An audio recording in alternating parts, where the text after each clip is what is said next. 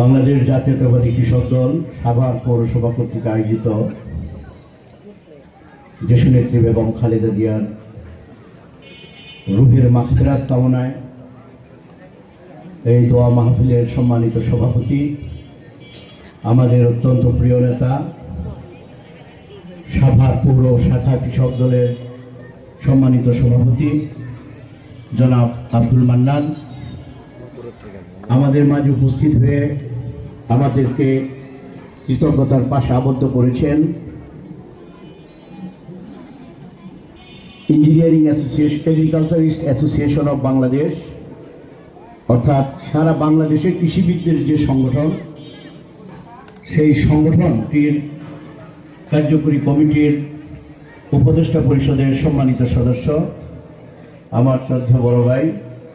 কৃষিবিদ ডক্টর আব্দুর রাজ্জাক, উপস্থিত আছেন কেন্দ্রীয় কৃষক দলের ক্ষুদ্র কুটির শিল্প বিষয়ক সম্পাদক জনাব আব্দুল্লাহ নাইম, উপস্থিত আছেন ঢাকা জেলা কৃষক দলের সম্মানিত সদস্য সচিব, অত্যন্ত সৃজনশীল ব্যক্তিত্ব আমাদের প্রিয় নেতা অ্যাডভোকেট আবু হানিফ, উপস্থিত আছেন কৃষক দল ঢাকা জেলার যুগ্ম আহ্বায়ক, অত্যন্ত পরিশ্রমী নেতৃত্ব আমাদের প্রিয় নেতা জনাব জসিমউদ্দিন, সাভার পৌর কৃষক দলের সাধারণ সম্পাদক জনাব সানি, সাংগঠনিক সম্পাদক হাফিজউদ্দিন সহ সম্মানিত নেতৃবৃন্দ, সুধীমণ্ডলী, আসসালামু আলাইকুম। বক্তব্য দীর্ঘায়িত করব না, আমাদের পূর্ববর্তী বক্তারা বলেছেন। আসলে আমরা যারা বাংলাদেশ জাতীয়তাবাদী দল বা তার অঙ্গ সংগঠনের সক্রিয় কর্মীরা, আমরা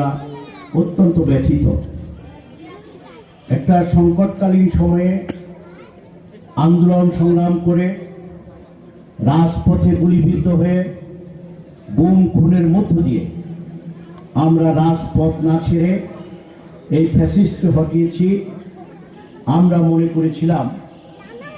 যে এই দেশে অবাধ সুষ্ঠু একটি নির্বাচনের মধ্য দিয়ে বাংলাদেশ জাতীয়তাবাদী দলের নেতৃত্বাধীন জোট এই দেশে সরকার পরিচালনা করবে। কিন্তু 5 তারিখের পরেই আমরা কি দেখলাম, আমাদের এই জোটের শরিকরা যারা আমাদের কাঁধে